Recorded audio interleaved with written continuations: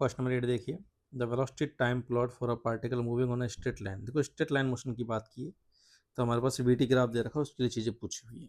तो particle zero पे start हुआ और 30 सेकंड तक का पूरा ये मोशन दे रखा है उसका। अब क्या बोला है, the particle has a constant acceleration. Definitely correct है, क्योंकि वीटी ग्राफ का स्लोप एक्सेलेरेशन होता है और पूरी की पूरी स्ट्रेट लाइन में स्लोप कांस्टेंट रहा है। बिल्कुल ये सही बात है। आगे बोला था particle has never turn around. Particle जो वो स्ट्रेट लाइन पे मुड़ा नहीं है। तो देखो शुरुआत में वेलोसिटी उसकी प्लस में थी, प्लस का 10 थी। अब ये डिक्रीज होते होते 10 सेकंड पे जीरो हुई है, फिर नेगेटिव हुई है, तो डेफिनेटली ये इसने टर्न लिया है, तो ये तो रॉन्ग हो गया। आगे बोला था particle has the zero displacement. तो देखो टोटल एरिया जीरो नहीं आएगा इसका, क्योंकि ये जो 10 सेकंड का एरिया है और 20 सेकंड का एरिया तो आपस में चलो इक्वल है, तो इनका टोटल डिस्प्लेसमेंट 20 सेकंड में जीरो है।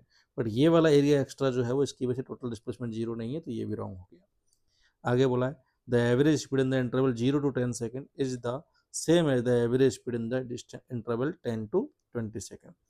तो देखो शुरुआत के 10 सेकेंड में डिस्टेंस और अगले 10 सेकेंड के डिस्टेंस सेम है और इंटरवल भी सेम है।